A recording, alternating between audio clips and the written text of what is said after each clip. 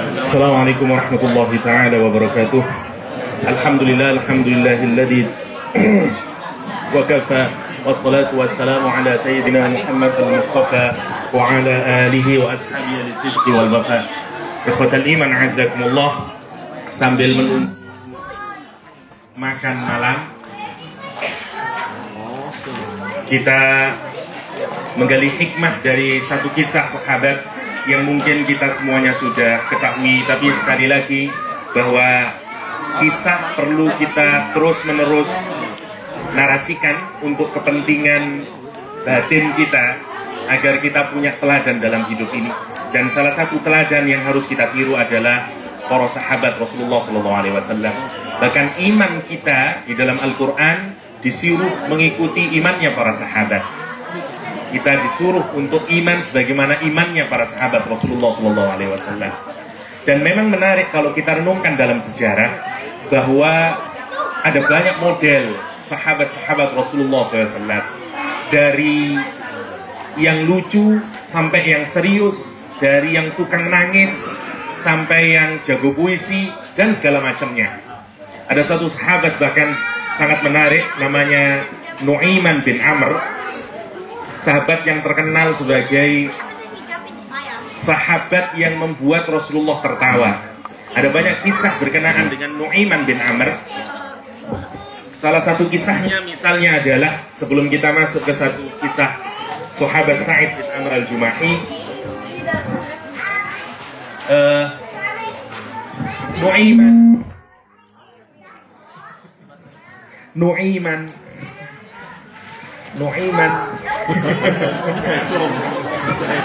ekonya tadi. Nu'aiman bin Amr misalnya terkenal dengan sahabat sebelum dia menjadi seorang mukmin yang excellent. Beliau ini selalu mabuk-mabukan. Dalam sejarah diriwayatkan hampir 5 kali dia menemui Rasulullah SAW minta dijilid karena mabuk. Dia mabuk datang ke Rasulullah, dia datang kepada Rasulullah, ya Rasulullah, jilid saya ya Rasulullah. Dipukul, balik lagi. Mabuk lagi datang ke Rasulullah, ya Rasulullah, jilid saya ya Rasulullah, 5 kali. Sampai sahabat-sahabat yang lain, Allahumma la'anhu, kata dia, ya Allah, laknat saja orang itu. Kata dia, tidak ada orang dicambuk. Tidak ada orang, kata para sahabat, yang paling banyak minum dan paling banyak dijilid oleh Rasulullah SAW melebihi Nu'aiman bin Amr. Sampai didoakan, ya Allah, laknatlah orang itu. Tapi Rasulullah SAW menyuruh agar para sahabat tidak boleh melaknat Nu'aiman bin Bashar. Kenapa? Li'annahu yuhibbullah wa rasuluh. Karena dia mencintai Allah dan Rasulnya. Dan ini menarik, karena memang Nu'aiman adalah orang yang mencintai Allah dan Rasulullah. Menarik para sahabat. Suatu saat datang pedagang buah-buahan, katakanlah. Ada satu buah ekspor lah, kalau dari buah ekspor yang menarik lah. Dan Nu'aiman tidak punya uang. Dia ambil buah itu, dia segera pergi ke Rasulullah SAW. Dia bilang, ya Rasulullah, ini hadiah untukmu. Karena aku merasa tidak ada orang yang lebih pantas untuk mencicipi buah yang manis ini melebihi dirimu. Dimakan oleh Rasulullah SAW. Begitu selesai, ditagihlah oleh orang yang memiliki buah ini dengan harga tadi itu. Dia bilang, saya tidak punya uang, tagih saja, saya tidak makan kok, yang makan Rasulullah. Kamu tagih ke Rasulullah SAW, kata dia. Datang dia ke Rasulullah, apa kata Rasulullah? Saya dikasih, ini hadiah dari Nu'aiman, kata dia. Dipanggil Nu'aiman, apa katanya? Ya Rasulullah, aku melihat buah ini adalah buah yang begitu ranumnya, sehatnya, enaknya, dan aku melihat tidak ada orang yang lebih pantas untuk mencicipi karunia Allah ini melebihi engkau. Tetapi aku tidak punya uang ya Rasul, bayar apa yang telah engkau makan. Nu'aiman bin Amr. Dan banyak kisah Nu'aiman bin Amr ini, sayangnya masih ada di laptop, jadi tidak bisa kita teruskan ceritanya. Ada banyak cerita panjang sampai akhir kematian Nu'aiman bin Amr ya. Itu macam-macamnya para sahabat, karena memang orang itu diciptakan dalam keadaan yang berbeda-beda. Kata Rasulullah, manusia itu seperti tambang, kata Rasulullah dalam hadisnya. Siapa yang baik di daerah itu, nanti dia akan jadi baik. Siapa yang jelek di kaumnya itu nanti dia juga akan jelek. Seperti tambang, yang jadi emas dia akan jadi emas dalam kondisi apapun. Yang nikel akan jadi nikel. Tapi percayalah, setiap apapun logam diri kita ini pasti punya kontribusi. Karena itu jangan merasa rendah diri kalau misalnya tidak menjadi ustadz misalnya, atau tidak menjadi Pak Barja misalnya. Kita tidak akan yang tahu. Kalau misalnya kita tahu berapa pahala yang kita tahu, mungkin kita akan terbelalak. Siapa tahu mungkin Pak Barja yang paling banyak pahalanya. Karena dia tidak banyak dikenal orang, ada di dapur, masak terus, kita semua bahagia, membuat kita bahagia. Mungkin Pak Barja yang paling banyak pahalanya di sisi Allah SWT. Semoga Allah mengganti semua kelelahan Pak Barja Bandar Johana dengan sebesar-besarnya pahala di sisinya. Amin Allahumma amin. Yang jelas kita semuanya harus kontribusi di dalam agama ini dengan apapun yang kita mampu, tanpa keinginan untuk dilihat oleh siapapun kecuali oleh Allah SWT. Ciri dari orang-orang yang kelak nanti masuk surga adalah yang rapornya diterima dengan tangan kanan. Ketika dia beramal, dia tidak ingin tunjukkan amal itu untuk manusia. Dia tujukan amalnya untuk Allah SWT. Dia tidak peduli kalau seorang sedunia tidak menghargai dia. Kenapa? Karena keinginan dia adalah dia ingin mendapatkan penghargaan dari Allah SWT. Dan dia sudah tahu itu.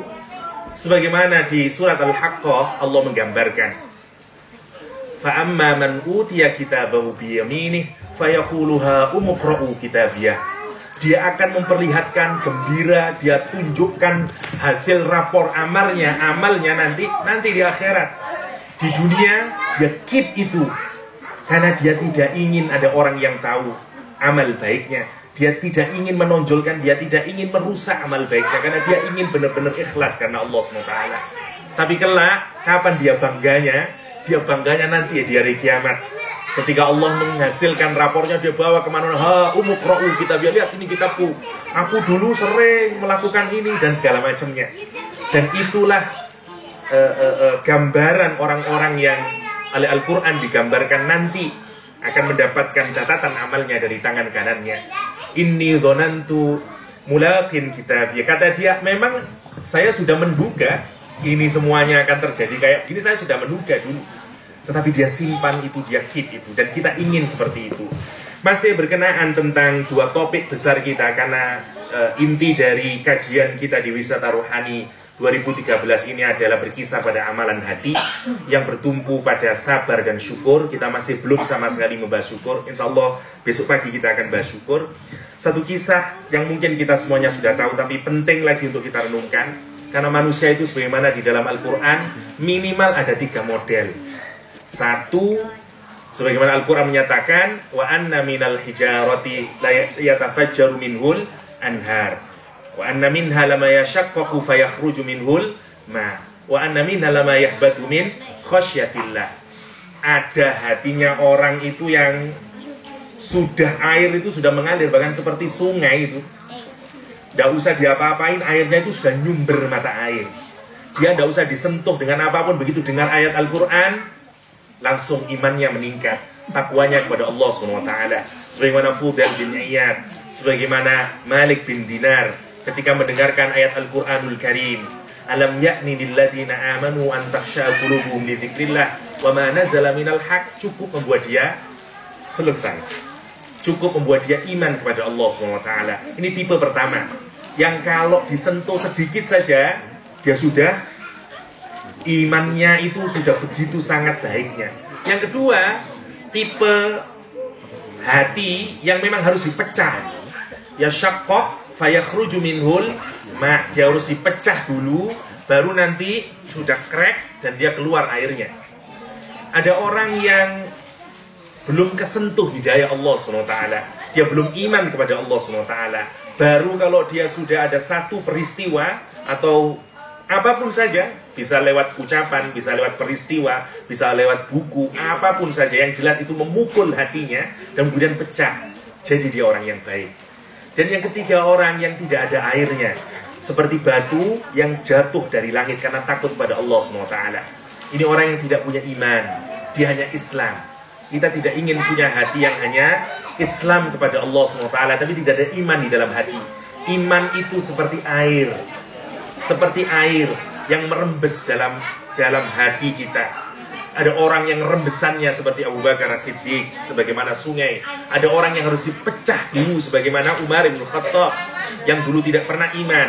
Baru ketika datang surat Toha, ma anzalna alaikal qur'ana litashqa illa tadhkiratan liman yakhsha, baru dia menjadi sadar. Karena kata dia begitu melihat Rasulullah SAW sholat di depan Ka'bah, dan kemudian Rasul membaca surat yang seperti membaca pikirannya, dia menjadi bingung dan pulang. Ini Al-Quran ini benar-benar seperti sihir, kata dia. Dan begitu sampai di rumah, makin dia sakit, baru kemudian dia akan membunuh Nabi Muhammad SAW. Di tengah jalan dikasih tahu bahwa jangan bunuh Muhammad, wong adikmu sendiri sudah masuk Islam. Baru dia pergi ke adiknya, dia baca surat Toha, dan itu yashaqqahu fayakhruju minhul ma. Tipe hati Umar bin Khattab. Tipe ketiga adalah orang yang hanya Islam tapi tidak ada air iman di hatinya. Dan kita tidak ingin memiliki tipe hati ketiga ini. Paling tidak, kalau kita bukan tipe Abu Bakar As-Siddiq, jadilah orang-orang seperti Umar yang hatinya terbuka kemudian dan keluar air imannya, sehingga kita bisa menjadi orang-orang yang mukmin, orang-orang yang beriman kepada Allah SWT. Satu kisah tentang orang mukmin, Sa'id bin Amr al-Jumahi. Ahli tarikh menafsiri, menggelari beliau sebagai rajulun ishtaral akhirah bid dunya wa atharallahu wa rasulahu ala siwahuma. Sebagai seorang laki-laki yang membeli akhirat dengan dunia ini, kata dia, dan orang yang lebih memilih Allah dan Rasulnya dari selain apapun saja.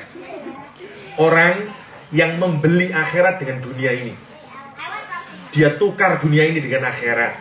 Apapun yang dia miliki dunia ini digunakan untuk membeli akhirat. Kalau dia punya kekayaan, kekayaannya digunakan untuk membeli akhirat. Dia gunakan di jalan Allah SWT. Sa'id bin Amr al-Jumahi adalah seorang musyrik pada zaman dahulu yang mendengar berita bahwa ada seorang muslim yang bernama Hubeb yang akan dilakukan hukum pancung. Salah seorang sahabat Rasulullah SAW.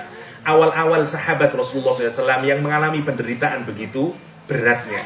Dan ini tes iman, sebagaimana kajian kita kemarin, bahwa iman itu memang harus diuji kalau memang benar-benar apakah dia beriman sungguh-sungguh kepada Allah atau tidak.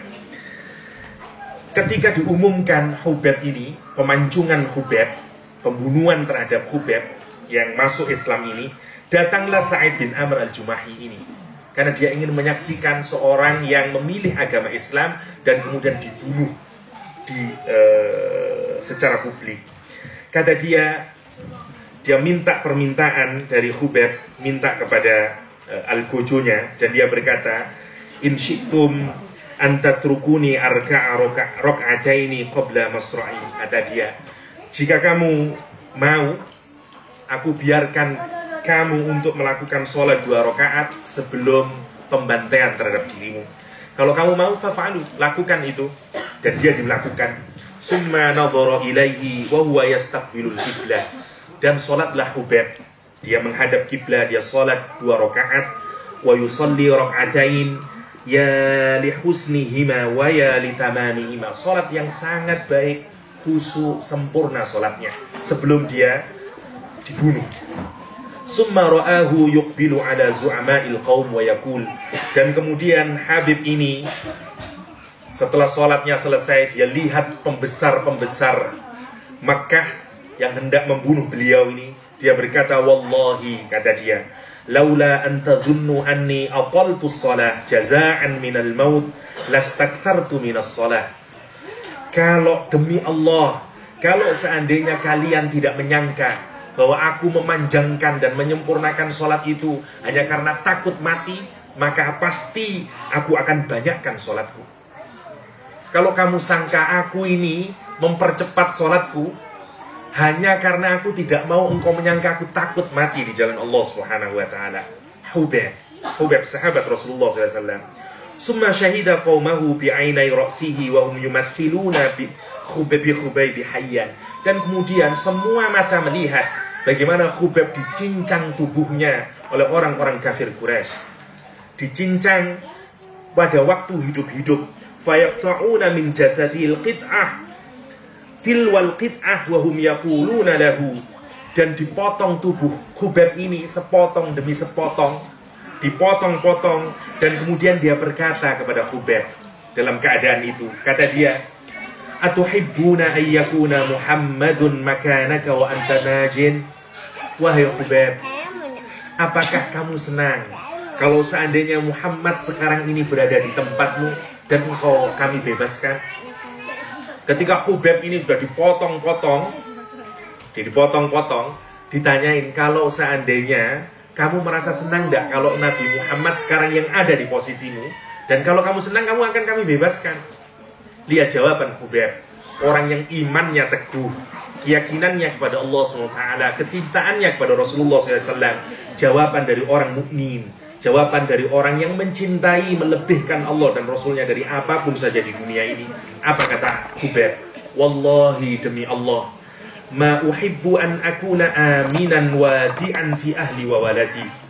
Demi Allah, aku tidak cinta, aku tidak menyukai mendapatkan rasa aman dan bahagia bersama keluargaku dan anak-anakku, wa anna Muhammadan yukhazu bi syauka, sementara Nabi Muhammad tertusuk satu duri. Aku jauh lebih memilih mati daripada memilih seperti ini daripada aku melihat Rasulullah tertusuk durinya. Kecintaan yang sempurna kepada Rasulullah SAW, kecintaan yang sempurna kepada agama ini. Khubayb, orang yang begitu sangat sabar, orang yang begitu sangat sabar. Fayulawwihun nasu bi aydihim fil fadha wa yata'ala siyahuhum an uqtulu. Orang tambah berteriak karena ucapannya ini membangkitkan emosi orang-orang kafir. Karena seperti menantang, bunuh dia, bunuh dia, bunuh dia. Mereka berteriak-teriak. Summa absara Sa'id bin Amir yang pada saat itu masih dalam keadaan kafir, melihat keadaan itu dan kemudian melihat Khubayb yarfa'u basarahu ila sama, melayangkan pandangannya ke langit, min fawqi khoshabatis salati wa yaqul Allahumma ahsihim adada waqtulhum badada wala tughadir minhum ahada. Setelah selesai sholat dan setelah semua orang menyatakan bunuh Khubayb, bunuh Khubayb, bunuh Khubayb, apa kata Khubayb? Dia tengadahkan ke langit, dia doa kepada Allah Subhanahu wa taala, ya Allah, kata dia, hancurkan mereka semuanya itu satu persatu ya Allah, dan jangan sampai ada satu pun yang terlewat dari mereka. Binasakan mereka ya Allah. Ini doanya Khubayb bin Adi. Sa'id bin Amr kemudian singkatnya menjadi seorang muslim. Dan peristiwa ini terus-menerus menghantui Sa'id bin Amr, karena menjadi gambaran atau refleksi betapa kuatnya Imam Khubayb. Dan kemudian itu terus-menerus menjadi guidance bagi diri Sa'id bin Amr. Sampai kita akan melihat betapa hebatnya Sa'id bin Amr, orang yang melihat kejadian, peristiwa, orang yang memiliki iman yang sangat teguh. Karena akan ada refleksi, sebagaimana Abdurrahman bin Auf, yang ketika kita ketahui semuanya tidak ada sahabat yang lebih pemurah daripada pemurahnya Abdurrahman bin Auf. Suatu saat misalnya ada sekitar 1000, seribuan onta dengan seluruh perdagangannya yang akan menuju Syam, bergeremincing di luar rumahnya Aisyah. Kemudian Aisyah bertanya, apa yang ada di luar itu? Para sahabat mereka menjawab kepada ibunda Aisyah radhiyallahu anha, itu adalah karavan atau perdagangannya Abdurrahman bin Auf yang akan menuju Syam. Kemudian Aisyah berkata, kalau seandainya, kata dia, Rasulullah SAW bersabda bahwa Abdurrahman bin Auf itu akan masuk surga dengan merangkak, kata dia. Dilaporkan kepada Abdurrahman bin Auf. Abdurrahman bin Auf sebelumnya sudah sangat generous.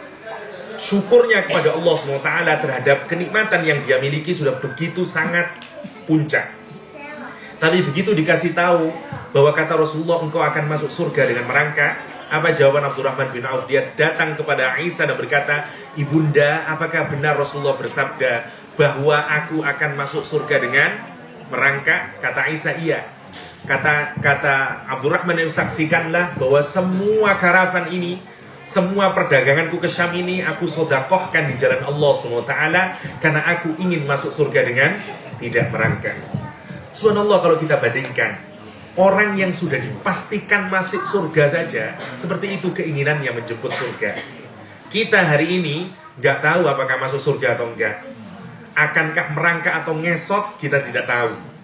Tetapi adakah kita memiliki keinginan untuk memasuki surga sebagaimana keinginan sahabat-sahabat Rasulullah SAW? Ini yang harus menjadi pertanyaan besar bagi diri kita. Satu kisah terakhir dari, ya tidak terlalu malam karena nanti kajian masih sangat banyak. Satu kisah saja dari Sa'id bin Amr al-Jumahi. Pada masa Umar bin Khattab, beliau dijadikan gubernur di Khimsa. Dan Umar melakukan cek, siapakah orang termiskin di daerah Khimsa. Gubernurnya adalah Sa'id bin Amr al-Jumahi. Kata Umar berkata, uktubuli asma' fuqara'ikum hatta asudda hajatahum. Kata dia, tulislah nama-nama orang-orang fakir yang ada di Khimsa ini, sehingga nanti saya bisa memenuhi hajat mereka, kata dia. Farafa'u kitaban fa'idan fihi fulanan wa fulan wa Sa'id bin Amr. Dan di catatan daftar orang-orang fakir di Khimsa itu adalah nama fulan bin fulan, dan juga ada nama Sa'id bin Amr. Faqala, wa man Sa'id bin Amr? Ini siapa ini? Sa'id bin Amr ini siapa? Kata dia. Faqalu, orang-orang menjawab, amiruna, gubernur kami, pemimpin kami. Qala amirukum faqir? Pemimpinmu, gubernurmu itu seorang yang sangat miskin? Qalu, penduduknya menjawab, na'am. Wa wallahi innahu latamurru alaihi al-ayyam at-tawal wa la yuqadu fi baitihi nar. Kata dia, demi Allah, bahwa berlalu beberapa hari yang panjang dan tidak ada di rumahnya itu api untuk memasak makanan. Sudah sangat biasa di rumah Sa'id bin Amir itu tidak memasak hingga berhari-hari yang cukup lama. Fabaka Umar hatta ballalat dumu'uhu lihyatahu. Dan kemudian Umar bin Khattab menangis sampai air matanya membasahi jenggotnya. Summa amada ila alfi dinarin. Dan kemudian Umar memberi 1000 dinar. Faja'alaha fi surratin faqala iqra'u alaihi salam inni. Nanti kasihkan ini kepada Sa'id bin Amir. Dan sampaikan salamku kepada Sa'id bin Amir. Wa qulu lahu ba'atha ilaika amirul mu'minin bihadal mal litasta'ina bihi ala qada'i hajatik. Nanti kasihkan, semoga saja bisa mengurangi atau membantu kebutuhan dari Sa'id bin Amir. Ja'al wafdu li Sa'id bisurah fanadhara ilaiha fa'idha hiya danadir faja'ala yub'iduha anhu wa yaqul. Ketika sudah singkatnya dikasihkan uang 1000 dinar ini, apa kata Sa'id bin Amir? Inna lillahi wa inna ilaihi raji'un. Ini yang berbeda ya. Kalau saya dapat 1000 dinar, alhamdulillahi rabbil ngalamin ya, kata Cak Hamim ya. Ucapan yang keluar ketika mendapat uang 1000 dinar, inna lillahi wa inna ilaihi raji'un, ka'annama nazalat bihi nazilah aw halla bisahati qadbun fahabbat zawjatuhu mad'uratun wa qalat. Seakan-akan seperti ada gempa bumi atau ada peristiwa yang begitu sangat dahsyat, sehingga istrinya tergesa-gesa dan keluar dengan berkata, ma sya'nuka ya Sa'id? Apa yang terjadi ya Sa'id? Apa yang terjadi wahai suamiku? Kenapa engkau menjerit inna lillahi wa inna ilaihi raji'un? Amata amirul mu'minin? Apakah Umar bin Khattab amirul mu'minin meninggal dunia? Qala bal a'zamu min dhalik. Kata Sa'id bin Amir, bahkan apa yang terjadi pada kita hari ini adalah lebih besar dari berita kematian Umar bin Khattab, amirul mu'minin. Qalat, istrinya bertanya, a'usibal muslimuna fi waq'ah? Apakah kejadian balak peristiwa mengerikan terjadi kepada orang-orang muslim sehingga engkau merasa begitu sangat? seperti balak yang sangat besar. Qala bal a'dhamu min dzalik, bahkan lebih besar dari itu. Wa ma a'dhamu min dzalik, apa yang lebih besar dari itu? Kata istrinya, qala dakhalat alayya dunya litufsida akhirati wa hallatil fitnatu fi baiti. Subhanallah. Kata dia, masuk dunia di dalam diriku untuk menghancurkan akhiratku. Dan fitnah akan terjadi di rumah kita. Ini subhanallah. Ini orang yang zuhud. Ya, tidak seperti definisi Mas Endro semalam. Ya, ini benar-benar nomor satu. Ini lebih benar-benar yukfirunal akhirah. Ya, kalau ini kan kritik kita semuanya, kritik Allah SWT terhadap kita semuanya. Bal tukfirunal hayatad dunya.